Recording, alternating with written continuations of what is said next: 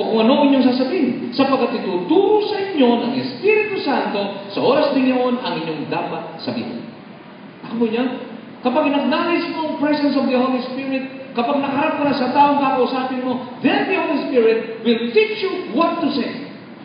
Magbibigay siya sa iyo ng karunungan para masabi mo ang tamang mga salita sa taong kaharap mo.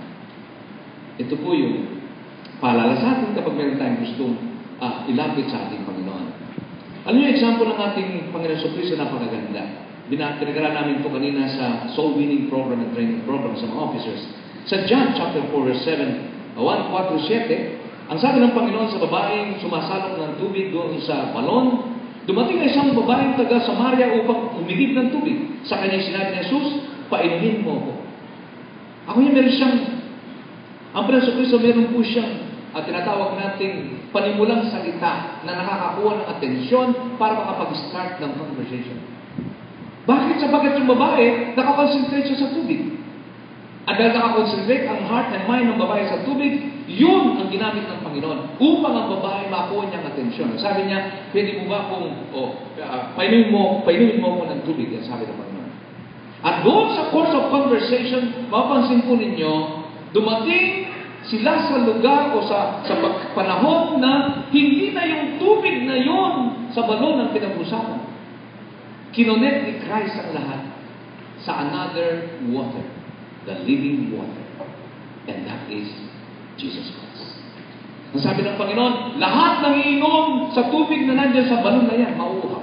Pero yung tubig na ibibigay ko sa iyo, kapag yun sininom mo, hindi ka na muling mauuhaw pa.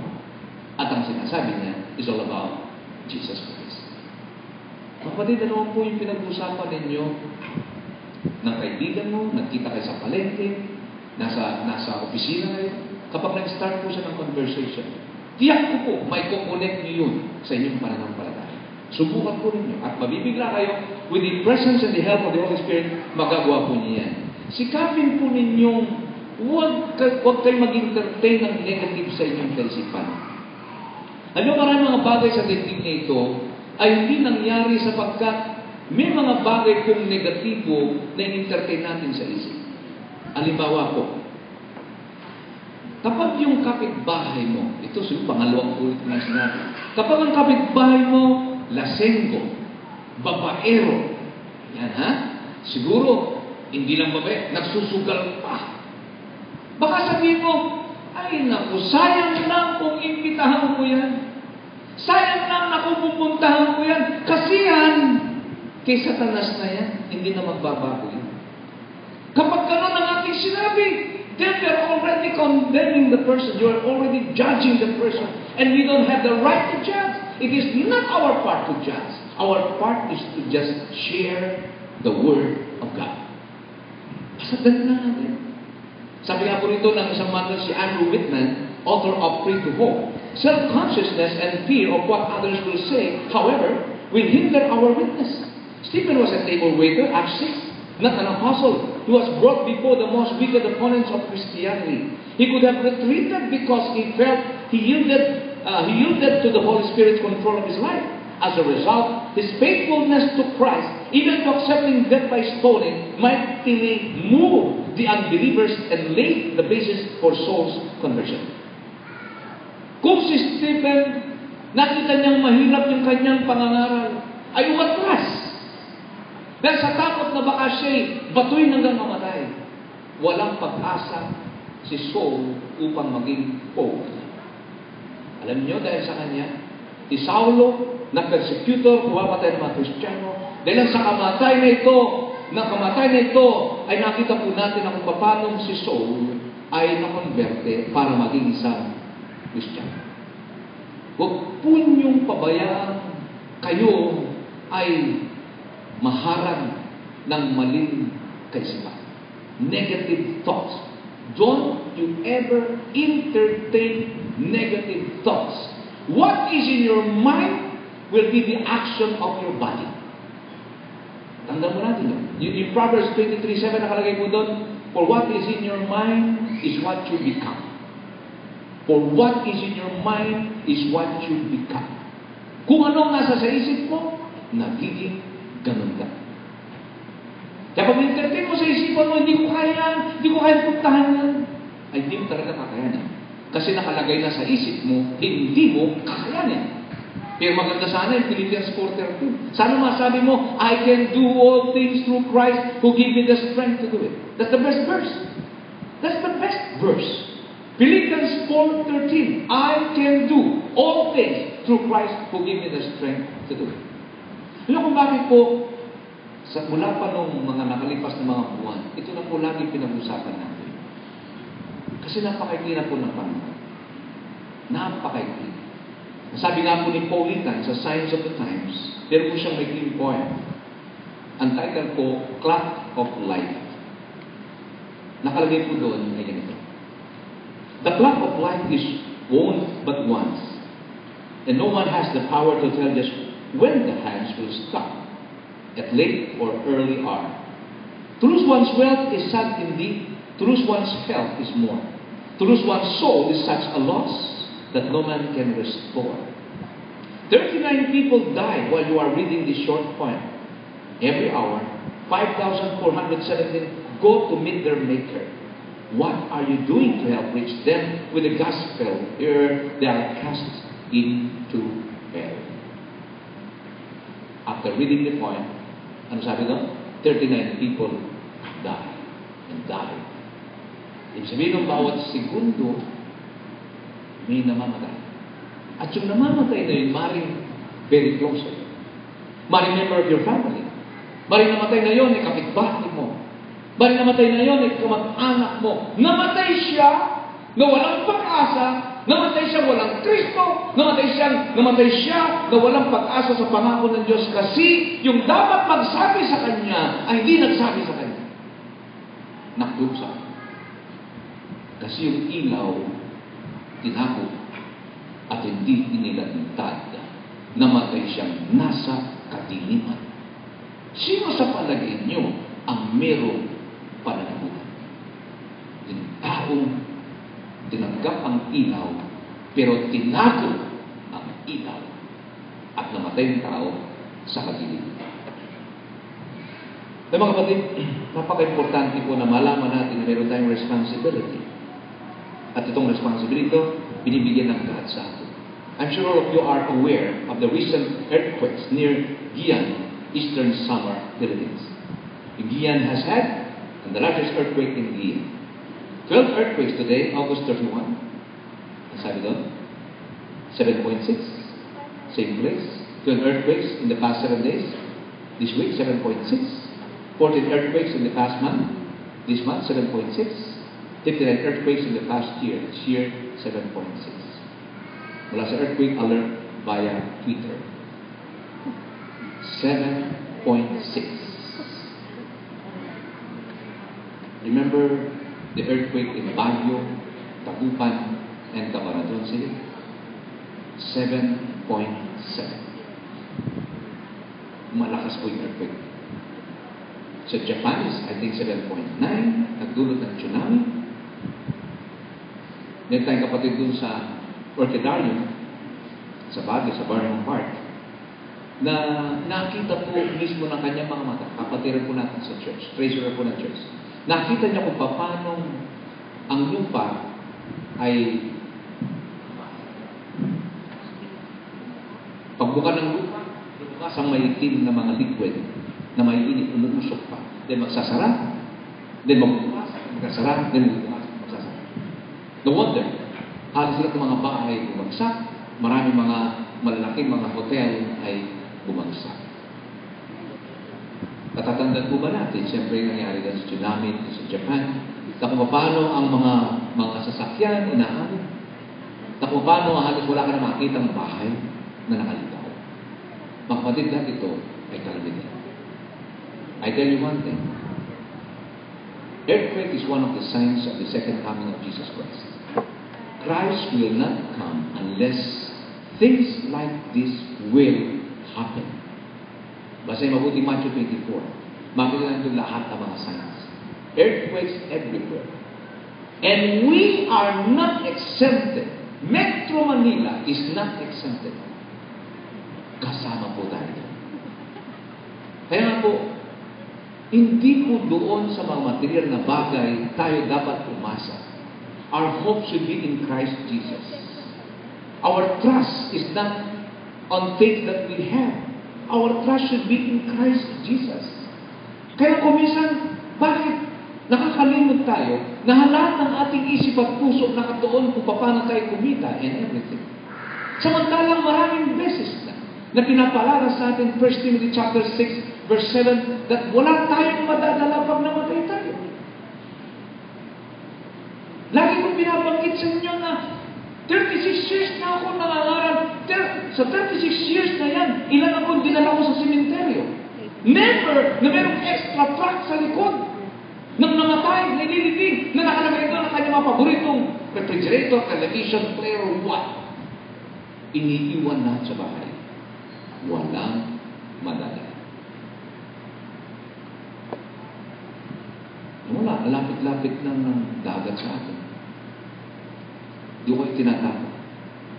Ang sinasabi ko sa inyo, lahat ito'y possible. Anytime. Anytime. Question is, are you ready? Huwag lang po kayo mag-ready. Sana, i-ready din natin ang ating family. Sana, i-ready din natin ang ating mga mahal sa buhay. Ang ating mga kaibigan. Ang heaven po, sa akin ang sa tingin ko, ang heaven napakasikip ng kanyang gate. Kapag kayo nagsusumikap, pumasok mag-isa. Ang heaven napakaluwang ang pinto kapag ikaw ay nagsusumikap, pumasok, kasama pa ng iba pa mga kaibigan mo, maraming kamag-anak, mga kasampay, papasok doon. Maluwag ang pinto ng langit kapag nagsusumikap tayong makahikayat kasama natin, pumasok doon. Huwag tayo magsumikap mag-isa. Maging kasangkapan tayo sa pagdadala. Sapagkat mga kapatid, whether we like it or not, ang end of the world is very near. Malapit na po siya. Kaya nga lahat ng ito mga paalala sa atin na dapat na tayo maghanda. At ihanda natin ang mga tao nasa paligid po natin. With the famous that really raised in mind, the Greeks coined the phrase, let those who have the light pass it on. Sila na may hawak ng ilaw, sana po, ito po'y ating ipas sa ibang tao na walang ilaw para magliwanag ang ating daigdig. Kaya pinapaalala po sa atin ang lahat ng ito upang sa magkaganon maisip po natin na meron tayong responsibility. Meron tayong katungkulan. Yung ilaw may katungkulan. At ang katungkulan niya ay dalhin ang ilaw na yan sa wala pa sa ating Panginoon. Alam nyo, merong mga tao pong naghihintay lang sa atin. Natatandaan nyo yung si Philip? Ang sabi sa Gawa 8:29-30, ang sabi doon, at sinabi kay Felipe ng Espiritu, lumapit ka at makisama sa karo nito. At tumakbo si Felipe patungo sa kanya at napakinggan niyang binabasa si Isaias na propeta at sinabi, naunuan mo baga ang binabasa mo? May mga tao po talagang naghahanap po sila ng pwede magpaliwanag sa kanila. May mga tao naghihintay lamang na mayroong magsabi sa kanila about Jesus. And they never say anything. Namamatay sila, walang nagsasabi sa kanila. Naghihintay lang po sila sa bawat sa atin. Ang kailangan natin gawin, buksan natin bibig para po sa atin. Sabi nga po sa inyo, napaka-importante po na maging kasangkapan tayo sa ikaliligtas ng mga kaluluwang ligaw. Sabi ni Garrett L. Rees, New Testament History, Book of Acts. Here is a man running up to the side of the chariot and his first words are, do you understand what you're reading? I've come on the run to help you if you want the help. Parang ganun ibig sabihin. Kaya ka nandito, kaya ko tumatakbo. Kasi baka kailangan mo ng tulong, baka kailangan mo ng paliwanag. Nandito ako. Iyon ang larawan ng Kristiyano. Natin pong hanggat maaari, kung pwede lang, habulin ang mga tao patungo doon sa hukay ng walang hanggan. At ating pong paunawa sa kanila, nandito ako para magbigay paalala sa iyo. Na yung dinadaanan, ang patunguhan niya ay walang hanggang kaparusahan.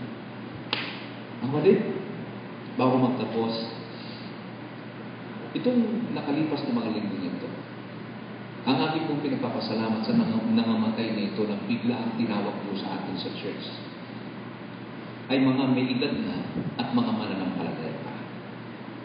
Kung nakalipas na mga araw, ang una pong tumawag sa amin ay for interment service na bigla po kami dahil ang mga anak po niya, pamilya, ay hindi pa po mananampalataya. Papasalamat kami na tumawag po sila sa atin. Ito po si Sister Dolores Claudio na siya po edad na 91 years old. Magkaroon interment service, nandun po kami. And then di po naglipat na mga linggo, same week. Kung nakalipas na mga linggo, ay meron naman tumawag sa amin for a memorial service and interment service. Ito po ay si Brother Eddie Arellano, 78 years old. At kagabi, nagkaroon din pong namatay, kapatid natin. Ito po ay edad na 96 years old. Ito po isa sa mga tinatawag namin ni Sister Bess na nanay namin. Tatlong nanay po namin sa Cardona Rizal na iniwan. Ang una po nauna, si Nanay Galit, Anuner. Itong pangalawang nanay namin, si Nanay Asuncion Reyes.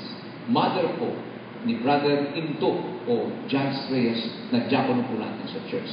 Nandun po kami kagabi. Bahagi po ng aking binanggit ay napakaganda po. Nung bago kami sa nung bago po kami sa Cardona, first year po namin. Kung mayroong mga bahay na ina-avoid kong pasukan, ay ang bahay po ni Jazz, ni Nanay Sean. Madalas ina-avoid ko po yung bahay. Alam ko bakit? Kasi once na nakita ko ni Nanay Sean, kagad-agad ay nihila ako papasok. At alam niyo kung saan niya ako dinadala? Agad dinadala ako dun sa may refrigerator. Binubuksan ang refrigerator at itong salita niya at hindi pa nagbago. Brother Ben, mamili ka na. Ang mga isma na yan ay sariwang-sariwa at walang kalasa-lasa. Imagine mo ha, sabi ko nung una, kaya pala pinanimigay, walang kalasa-lasa. Yung palang salitang walang kalasa-lasa, sa kanila yung masarap na isda, kumbaga walang parang lasa na mga lumot or something, o puti, walang kalasa-lasa. At hindi ako pwedeng tigilan yung ganti kung tinuturo ko ng isda ang gusto ko. Pag tinuro ko ng isda, okay na. Pwede na akong lumabas, pwede na akong malis, pwede na akong mag-visitation. At alam nyo nangyayari, bago ko umuwi sa pastoral house, yung isda na tinuro ko, luto na, nandun na sa pastoral house. Paano malilimutan ang ganito mga tao? Si Sister Abby, alam ko, na-destina doon, kung gano'ng pagmamahal din ng mga kapatid sa Cardona sa kanya. Ang point ko po, ang kapatid na Sean ay isa sa mga masabi kong isang napakabuting patotoo ng buhay Kristiyano. Alam po ba ninyo na yung paligid ng bahay nila, halos mga relatives nila, at lahat sila naging Kristiyano. Yung paligid pa ng mga kapitbahay, halos marami po doon, naging Kristiyano. Hindi pwede maging Kristiyano yun kung walang magandang patotoo ang pamilya nito. Kaya sila naging Kristiyano, na-influensyan sila ng mabuting pamumuhay ng mga kapatid natin ito. Ang tanong ko po sa inyo ngayong gabi bago po magtapos. Yun po bang uri ng pamumuhay ay sapat na upang ang inyong mga kasambahay o mga kapitbahay o mga kamag-anak, sapat na ba ang iyong pamumuhay upang ma-influensya sila at makalapit kay Kristo? O dahil sa iyo, lumalayo sila kay Kristo.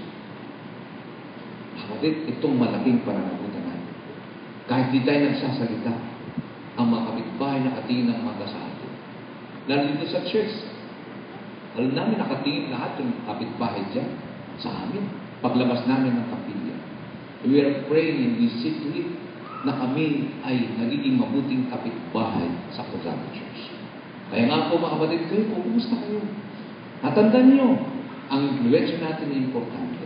Nawa, maging magandang example tayo sa kaliligtas ng mga tao nasa paligid natin. Pagpalayan tayo ng Panginoon sa paalala nito, bigyan natin malakas na palakpak, papuri ang ating Panginoon. Praise His name. Tayo po natin tumayo at muli po tayong awit ng awit paanyaya. Baka meron po yung kasama ngayon. Kaninang umaga, yung mga lumapit sa ating Panginoon. Si Brother Don sa mga elders natin, pinagagalak namin pamangkin niya dahil sa kanyang magandang influensya nakalapit sa Panginoon. Kayo po, kailan po kayo magdadala ng inyong mga kaibigan sa Diyos? Kailan po kayo magdadala ng inyong mga pamilya sa Diyos na hindi pa po nakakatanggap sa Panginoon? Habang inawit po natin ito, ating pong alalahanin sila ngayon. The lost souls, they need the light. Kailangan nilang ilaw at inanda ng Diyos ang lahat para sa kanila. Awitin po natin. Awit po natin.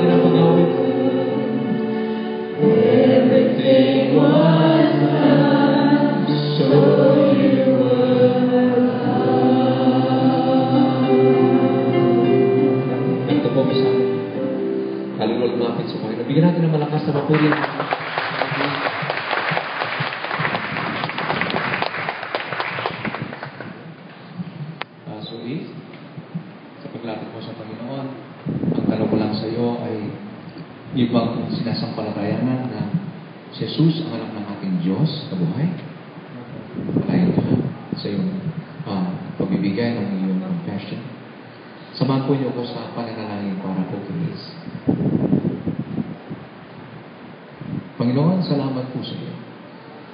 Alam namin na alam mong buhay ng kapatang ito lumapit ngayong gabi sa iyo. Papasalamat kami kasi hindi po niya inisip kung anong sasabihin ng mga narito sa kanya. Hindi niya inisip, Panginoon, hindi niya binaliwala po niya kung anong pwedeng maging bunga nito sa mga taong nakakilala sa kanya. There's one thing na ginawa niya ngayong gabi. Ang isang matapang at dakilang desisyon na kilalanin kanya, tanggapin kanya, upang Panginoon magsimula sa ngayong gabi na isang bagong buhay, upang patawarin mo po siya sa lahat ng kanyang nagawang pagkakamali, mga pagkakasala sa kanyang kapwa, sa kanyang pamilya, sa mga tao na kapaligid sa kanya, at sa iyong harapan. Salamat sapagkat Panginoon pinangakuan mo po siya ng pagpapatawad, at ito po'y gagawad mo sa kanya. Sa kanyang paglapit sa tubig ng bautismo, Panginoon. Nawag linisin po siya sa pamamagitan ng banal mong dugo upang mahugasan natin ang kanyang pagsalansan, upang paglitaw niya sa tubig ng bautismo, maging isa siyang bagong nilalang sa iyong banal na harapan. Panginoon, dalahin po namin na si Jesus ay pagpapalain mo ang kanyang pong buhay matapos kanyang tanggapin. Na huwag niyang pabayang mamatay ang kanyang liwanag. Nawa makita sa kanyang buhay ang pagbabago. Ng pagbabagong itinuro mo sa kanya, makita ka sa buhay niya. Upang mga taong malalapit sa kanya ay magkaroon din po ng pagnanais na gawin din po ang kanyang pagsuko sa iyong banal na luglugan. I-bless mo po ang kapatid namin ito. Kung meron siyang mga problema mabibigat, naway dinadala po namin dito sa Panginoon. Kung meron siyang katatakutan o kabalisahan, o anuman ang nasa puso niya ngayon at isipan niya ngayon, Lord, sinusurrender po namin lahat ito sa iyo upang, Panginoon, yakapin mo po siya. Ibilang mo siya sa mga anak. At sa magkakaroon, Lord God, lalakad siya ng isang bagong buhay, matuwid na landas ng buhay na kasama po namin. Ang nagpuloy aming pinapapasalamat at dalangin sa pangalan lamang na Kristo na aming Panginoon at aming tagapagligtas. Amen.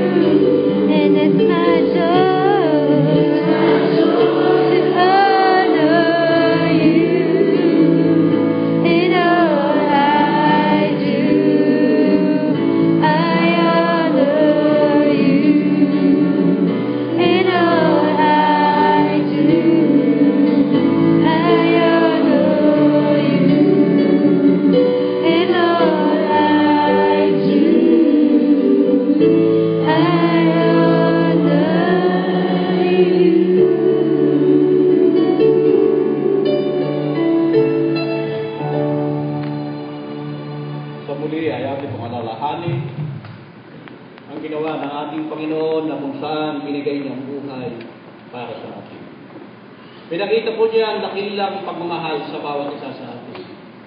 Ngayon, ang katanungan po, are we really fitted to accept this emblem? Ang katanungan po sa atin, are we really ready to accept this? Ang bawat isa sa atin ay iniyahan upang tanggapin ang elementong ito. Ngunit isipin po natin. Tingnan po natin ang mga sarili.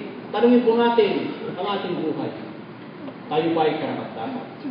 Yan po ang ipasok natin sa puso't isipan na bawat isa sa atin na tumanggap sa ating Panginoon bilang kanya pong ating pong Panginoon at tagapagligtas.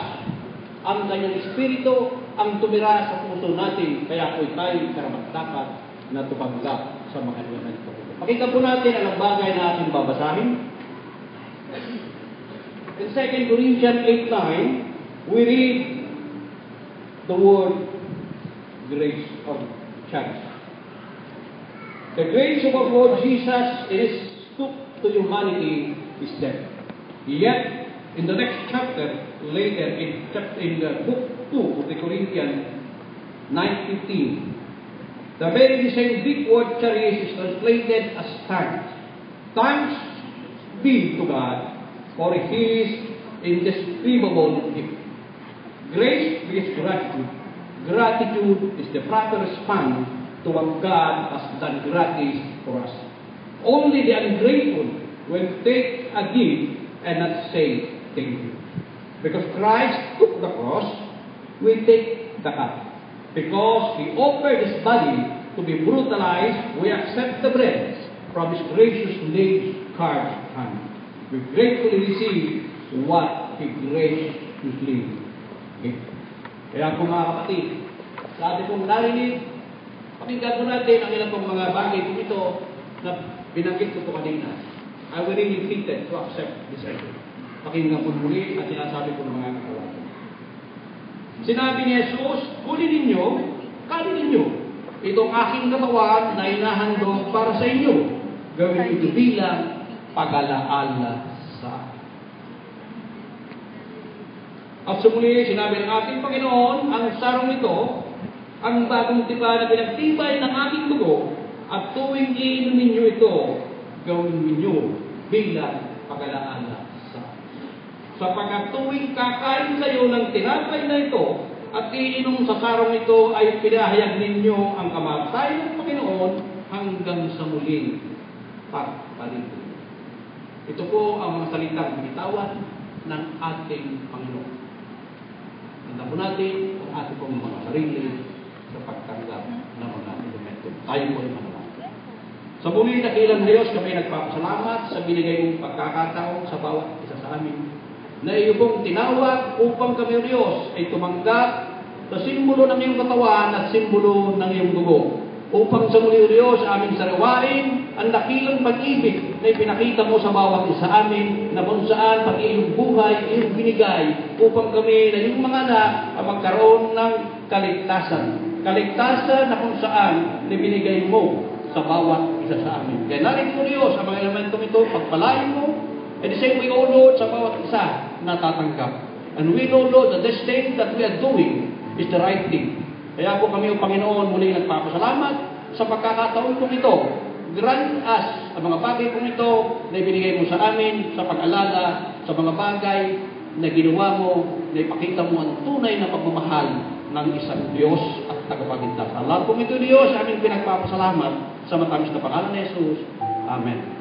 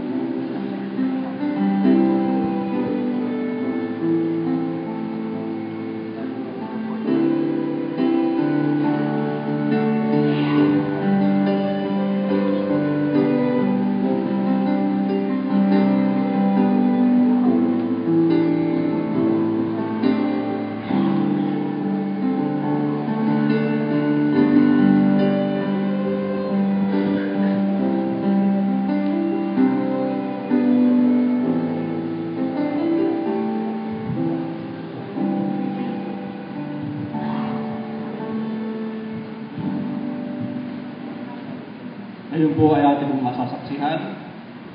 Ang isa pong napaka-importanteng bagay kung saan natatanggapin, tinanggap na nga ang ating Panginoon bilang tagapagligtas, na kung saan po siya ay muli kung makikita po natin na siya po ay inulubog sa tubig. At alam po natin, hindi po ang tubig sa bautisoryo ang naglilinis ng kanyang kasalanan. But it is the blood of Christ that cleanses his sin. Pakinggan po natin ang sinasabi po ng kasulatan.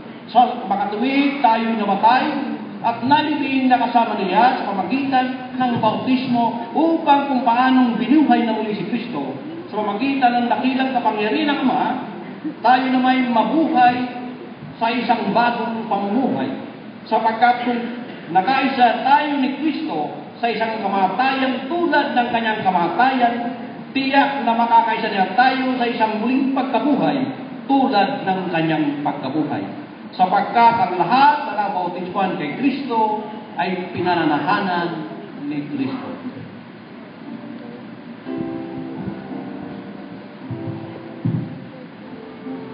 Kapatid na Ace, dahil sa iyong pananampalataya ang Panginoong Jesucristo ay anak ng Diyos na buhay, ikaw ay aming mabautismuhan sa pangalan ng Ama, ng Anak at ng Espiritu Santo. Amen.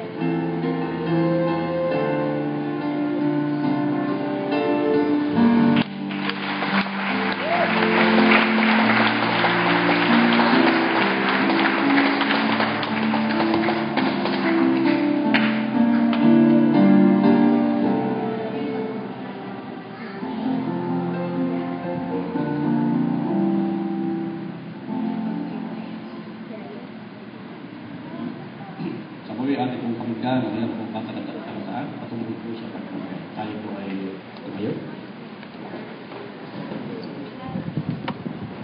Ito ang isang bagay na kuminsan na ating pong ginagawa na kung saan ating pong ibinabalik sa ating Panginoon ang mga bagay na ating pong ginagawa. At dapat natin pasok sa ating puso't isipan na each and every one of us has an obligation to do this. Dahil po ito ang sinasabi ng madalas na kasulatan. Sinabi po ito, huwag kayong maharap na walang dala sa Panginoon. Bawat isa ay magbibigay ng kanyang kaya ayon sa pagpapala na ibinibigay sa inyo ng Panginoon ninyong Diyos. So bawat isa po sa atin ay dapat po magbalik sa mga bagay na ating pong tinanggap. At sa muli sinasabi ko ito, ang bawat kaloob na mabuti at ganap ay buhat sa langit mula sa Ama na lumikha ng mga tanglaw sa langit. Hindi siya nagbabago at hindi nagiging sanay ng kadiliman ang kanyang pagkilos. Ang bawat isa ay dapat magbigay ayon sa sariling pasya, maluwag sa loob at di napipilitan lamang sapagkat ang ibig ng Diyos ay pusang pagkakaroon. Tayo po ay sa muli kapilang Diyos, kami nagpapasalamat sa pagkakataon po ito ng muling Diyos, aming ibabalik ang mga bagay na aming tinanggap. Mga biyaya ng Diyos na binigay mo sa amin mula sa mga araw na kung kami po ay nagising. Binigyan mo kami ng pagpapala. Sa muli o Diyos, aming pinagpapasalamat ang aming buhay. And say, O Lord, we thank you for everything that you give us. Kaya po narito ba sa aming bukas, sa aming palad, dahil pinabalik namin ang mga bagay pong yan at kami umaasa na ito po'y gagamitin upang lalo pa o Diyos na ito bigyan ng kapungihan. Dalhin mo yung mga salita ng kaligtasan sa aming pong mga kapatid, sa aming mga kaibigan ng aming kapwa. Because we know, Lord, it's high time for us na gamitin namin ang aming buhay, gamitin po namin ang kaunting salapi na ibinigay mo sa amin upang lalo pa o Diyos na bigyan ng kapurihan, dalhin ang kaligtasan na ibinigay mo sa bawat isa sa amin. At kung ito ni Diyos, aming pinagpapasalamat dinadalangin sa matamis na pangalan ni Jesus. Amen.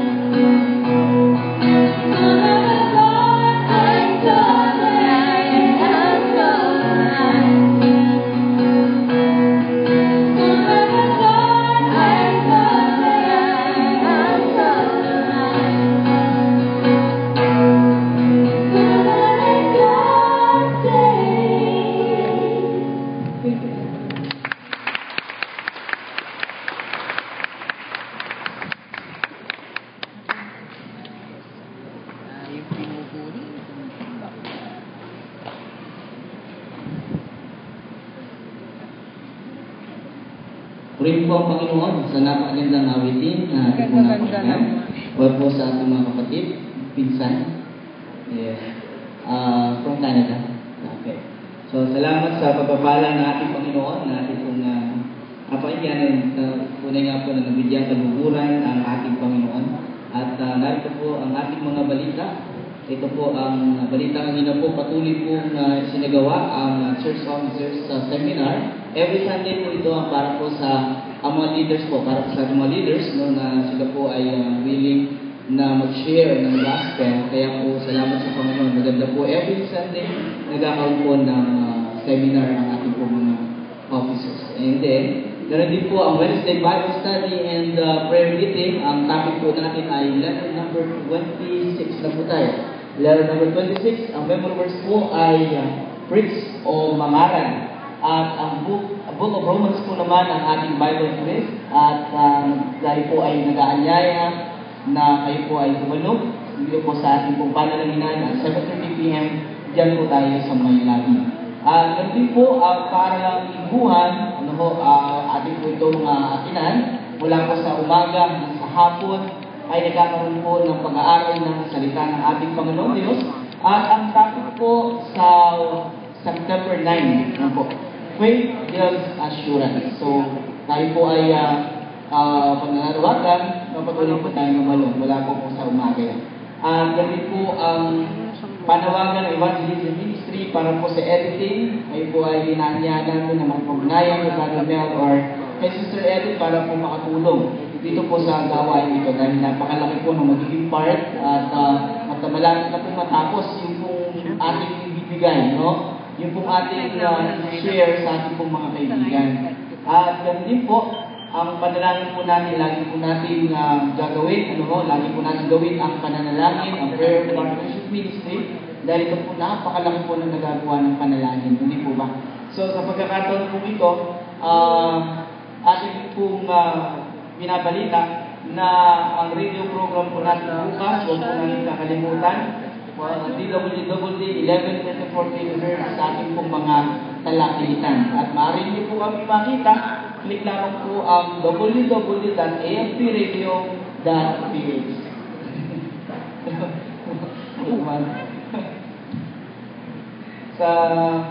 Okay, yan po ang ating mga balita. Nice po natin i-welcome. Nice po natin welcome ang isa po na lumapit sa Panginoon. Praise the Lord. Dahil po ngayon ay tumanggap sa ating Panginoon.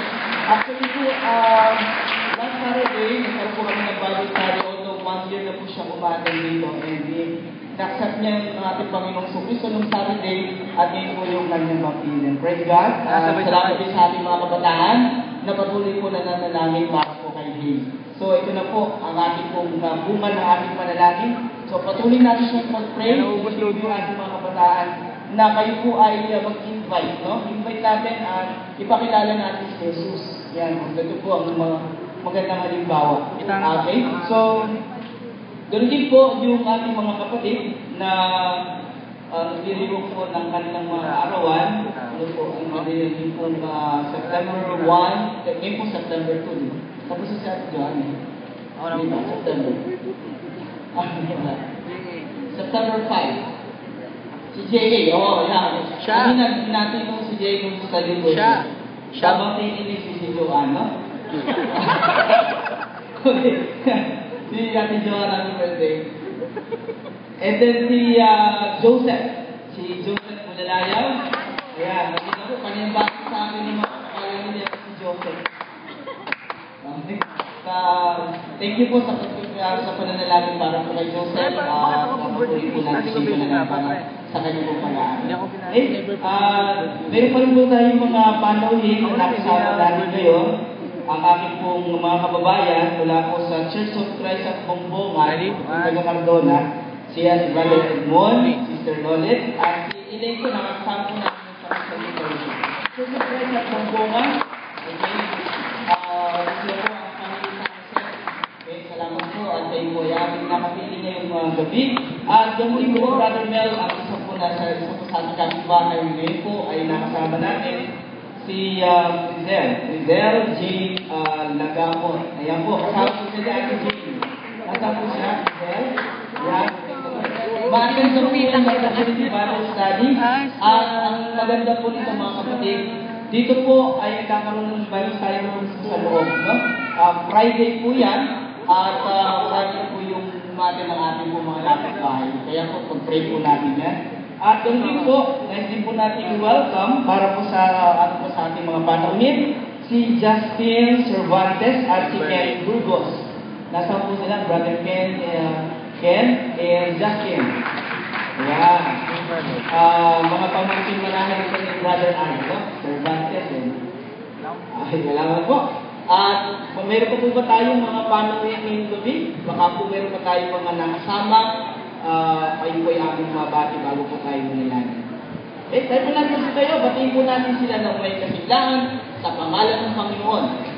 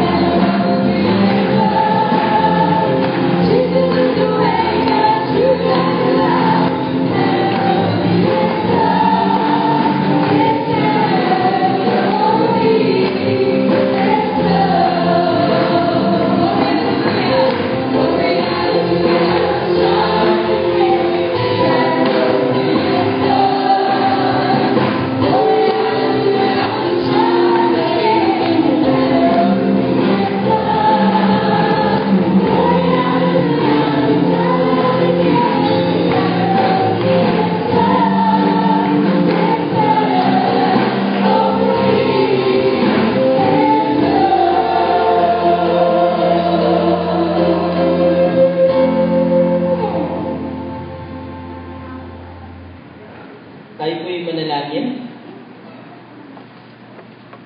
Ama namin Diyos, na lubang makapangyarihan sa lahat, kami po'y nagpupuri at nagpapasalamat ngayong gabi sa salita ng buhay na aming pong napakinggan. Panginoon, naniniwala kami na kayo po ang siyang makapangyarihan sa lahat. Ikaw po ang may kakayanang magbago ng puso ng aming pong mga kaibigan. Kaya po sa pagkakataong ito, gamitin niyo kami, Panginoon. Kami po ay maging daluyan ng mga pagpapala ng iyong salita sa pamagitan po, Panginoon, ng aming pong mabuting halimbawa. Panginoon, ngayong gabi, labis po ang aming papuri at pasasalamat. Sapagkat naniniwala mo, Panginoon, na ikaw lamang po, Panginoon, ang siyang po nag-iingat sa buhay namin. Kaya po, Panginoon, ang dalangin po namin sa aming po mga kapatid na nagdiriwang po ng kanilang mga kaarawan. Una po, ang aming kapatid na Emilio Talain, September 1 po ay nagdiwang po siya ng kanyang kaarawan, Panginoon. Maging si Joseph, Panginoon, salamat po sa patuloy mong pag-iingat sa kanya. At doon din po, Panginoon, sa pagpapala na pinagkaloob ninyo at ipagkakaloob pa sa aming po mga kapatid na patuloy po yung pinagpapala sa pamagitan po ng pagbibigay ng buhay. Ang aming kapatid na Joan Nigdao, Panginoon, sa darating pong kanyang kaarawan, Panginoon, kundi po kay Kuya J.A., Panginoon, salamat po sa mga kabataan ito na patuloy na nagbibigay ng panahon upang ikay mabigyan, Panginoon, ng kapurihan.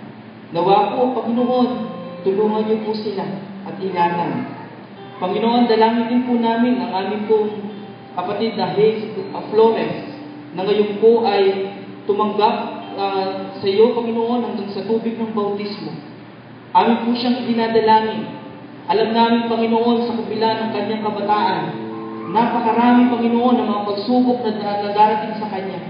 Subalit, Panginoon, kami po ay umaasa na kami po ay magkakaisa para po makapanalangin sa kanya, Panginoon. Siya po ay inyong iingatan, dakilang Diyos. Amang banal, ang dalangin din po namin sa aming pong mga kapatid na mayroon pong karamdaman.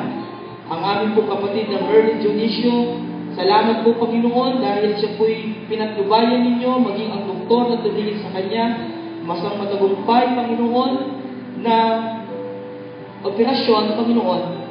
Lord, dalangin din po namin si Brother Dondon Tenyo, si Brother Doming Tenyo, Panginoon. Lord, dalangin po namin na nawa ang aming mga kapatid ay patuloy mong pagalingin at ingatan. Ganoon din po ang batang si Baby Ino, Panginoon. Salamat sa patuloy mong pagbibigay sa kanya ng patnubay. At ngayon po, Panginoon, muli po ay nakaschedule siya sa operasyon at nawa po ito'y matuloy ng Panginoon. Naniniwala kami dakilang Diyos na kayo po ang magbibigay sa kanya ng patnubay. Mahal niyo po ang bata, Panginoon. Sa pagkakataon po ito, nais po namin idalangin, Panginoon, ang pansamantala namin pag-iwalay. Nawa po, kayo po ang mag-ingat kung paano nyo kami dinala sa lugar na ito. Naniniwala kami, Panginoon, na muli nyo kami iingatan sa aming pong pag-uwi, sa aming sarili-sariling tahanan. Napakabuti niyo sa aming Panginoon. Kaya po, Panginoon, binabalik po namin ang kapurihan. Ibinabalik po ang namin sa iyo karangal. Ngayon at magpakailan pa. Amen. Thank you.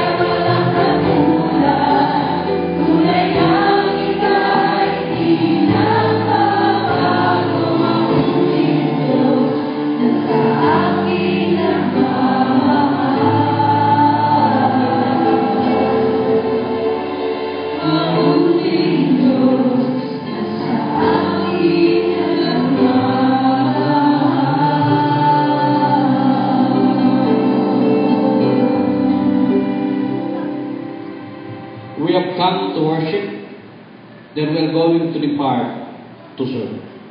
Tanggapin po natin ang pagpapala ng ating Panginoon. Sa Kanya na makapag-iingat sa inyo kung hindi kayo magkasala at makapagharap sa inyo na walang kapintasan at may malaking kagalakan sa Kanyang kalulatian sa isang Diyos na ating tagapagligtas sa pamagitan ni si Kristo kung Panginoon natin, sa Kanyang kapulihan, karangalan, kadakilan at kapangyarihan mula pa ng una, ngayon at magpakailanman. Amen.